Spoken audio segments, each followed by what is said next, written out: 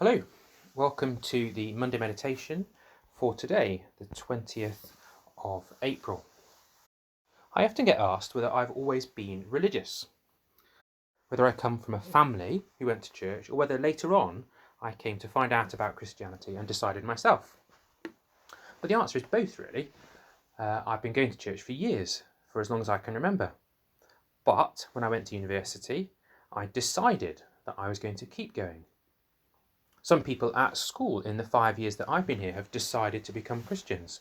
They've been from families that didn't really get involved in questions of God and life after death. What I want to say to you is this: in all my years of going to church, of hearing sermons, of having the preacher stand at the front and deliver a message that he'd prepared before in that week, I have, on so many occasions, it's remarkable, been struck by how what the preacher has to say on any particular Sunday impacts on where I am and what I need to hear that day. In fact, I've had confirmation candidates say to me that week in and week out, sometimes, they turn up to confirmation class or they turn up to chapel on a Monday, and what they need to hear is what ends up being addressed. Yesterday at Mass, if we'd been in church, we'd have heard a reading that does exactly that. In the reading, we hear about the disciples of Jesus. They still haven't caught on about the resurrection.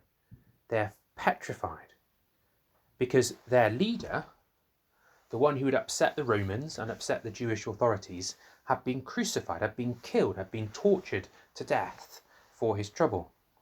And now they, the 12, or actually more of them, were gathered in a room, perhaps where the Last Supper had been. They'd locked the door because they were afraid. They'd heard rumours that this Jesus had come back to life, and they didn't quite know what to make of it. They'd locked the doors, they'd locked themselves in. And what happens? Jesus appears amongst them. Even though fear has driven them into isolation and they've locked the door, Jesus has appeared among them. Can you see the similarities to our position? Here we are all locked down in our own houses. We might not be fearful, but we are closed in and closed down because of what might happen if we go out. There is a second similarity between the reading that we would have heard yesterday and what's going on at the moment. The first time Jesus appears, one of the 12 disciples isn't there. Thomas is his name, and we call him Doubting Thomas. Because later on, the disciples, when he arrives, tell him all about what's happened. We were locked down, we were in our room, the door was bolted, we were afraid of going outside, and Jesus appeared among us, they said. And Thomas says, No, no, no. No, I won't believe that he's risen from the dead. I won't believe that unless I get to put my finger in the wound where the nail went through his hand. And I won't believe that my Lord, who seems to have abandoned me and who's failed to be my leader and who's got himself killed on a cross and who has left us alone to fend for ourselves, I won't believe he's come back from the dead. I won't believe that he has defeated death until I get to put my hand into his side where they stabbed him with a spear.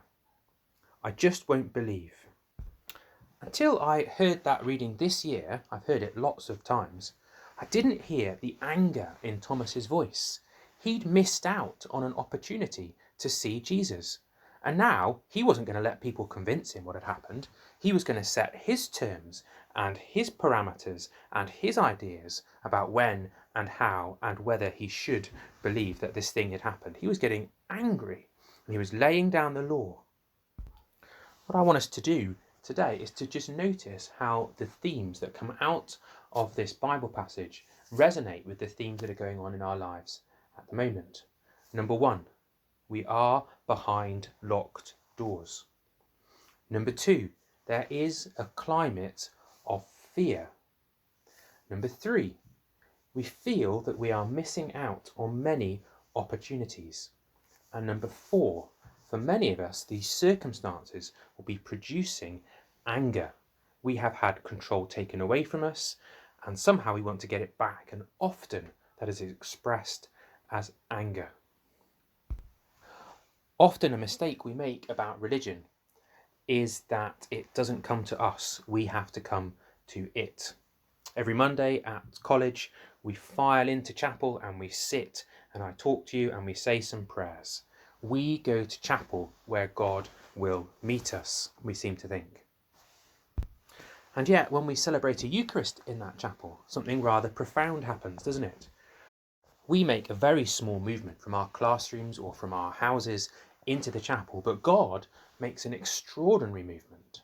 From heaven, he comes to be present on the altar, and then he comes to feed us in the bread and wine, which is turned into the body and blood of Christ. But the reading that I've just told you all about tells us that that movement from heaven to the altar, to the hands of the priest, and to being fed at the Eucharist doesn't stop in the chapel. It spills out into all of our life. And especially it spills out into those 4 areas that I just mentioned. Number 1, when for whatever reason we are restricted and constricted, when we are behind locked doors, whether those are real locked doors or whether those are the locked doors of our minds because we won't hear or listen or reach out. The God who comes down from heaven gets behind our locked doors.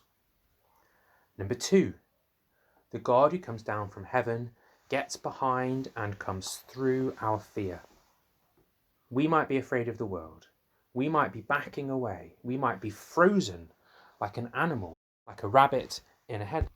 But God can break through. He can get in behind our fear and he can come and meet us where we are. Number 3, we might feel like we are missing out on opportunities. We might feel like the world was before us and we could do and be and go where we wanted. But now we are missing out. We are missing out on the opportunities that should have been opening up before us. But God does not meet us in our successes only.